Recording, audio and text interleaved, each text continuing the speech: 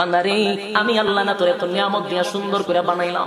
এই আসমান বানাইয়া কোরআনের কোথাও বলি নাই আসমান সুন্দর করে বানাইছি, জমিন বানাইয়া কোথাও বলি নাই জমিন সুন্দর করে বানাইছি, গোটা সৃষ্টি জগৎ বানাইয়া কোথাও বলি নাই সুন্দর করে বানাইছি।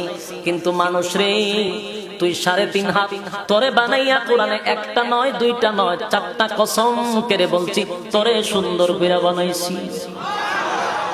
একটা দুইটা না 4টা কসম করে আল্লাহ বলছে মানুষ তোরে সুন্দর করে আমি আল্লাহ বানাইছি।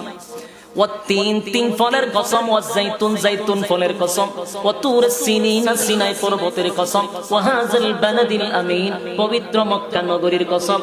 4টা কসম করে আল্লাহ বলেন লাকাদ খালাকাল ইনসানা ফি আহসানি তাকওয়িম। 4টা কসম করছে মালিক, 4টা কসম করে বলে আল্লাহ বলেন বান্দা তোরে সুন্দর করে বানাইছি। কেন সুন্দর করে বানাইলাম? একমাত্র গোলামি করবি আমি আল্লাহ, সেজদা দিবি আমি আল্লাহ রে। আমি আল্লাহ ছাড়া কারো কাছে মাথা নত করা যাবে না। কথা বল, আল্লাহ ছাড়া কারো কাছে মাথা নত করা যাবে? রব্বে কারীম বলেন শিরিক যদি করস বান্দা কোনো মাফ নাই। সেজদা দেওয়ার সাথে সাথে ঈমান তালাক দিয়া চলে যায়। মাজারা দেন বাজারা দেন, আগে দিত মরাটারে সেজদা, এখন দেখছি জিন্দাটিরও সেজদা মাইরা দেয়। ঈমান কিন্তু তালাক দিব। ঈমান নাই অথচ দাড়ি আছে, টুপি আছে, পাঞ্জাবি আছে, হাতে তসবিহ আছে, নিজেরে ঈমানদার দাবি করে কিন্তু ঈমান চলে গেছে। এই জন্য আল্লাহ আমাদেরকে টার্গেট করে বলে বান্দারে ঈমান আন আমি আল্লাহর উপর।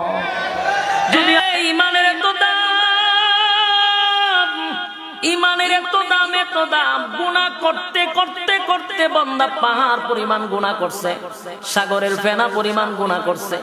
একটা সময় যদি বান্দা গুনার উপরে লজ্জিত হয়ে যায়, বান্দা যদি স্বীকার করে আল্লাহ আমি তো গুনাহ করতে করতে পাহাড় পরিমাণ গুনাহ কইরা ফলাইছি, আল্লাহ আমি গুনাহ করতে করতে সাগরের পেনা পরিমাণ কইরা ফলাইছি, আল্লাহ আমি যেদিকে তাকাই শুধু গুনাহ আর গুনাহ। মাবুদ গো আমার গুনাহ সম্পর্কে যদি মানুষ জানতো, আমারে মানুষ ইজ্জত করতো না। আমার গুনার ব্যাপারে যদি বাবাই জানতো, বাবা সন্তান বলে স্বীকার করতো না। আমার গুনাহটা যদি মা জানতো, মাও সন্তান বলে ডাক দিত না। আমার গুনাহ যদি আমার সন্তানরা জানতো, আব্বা বইলা কোনোদিন আমাদেরকে ডাকতো না। আমার গুনাহ যদি গ্রামের মানুষ জানতো, নেতা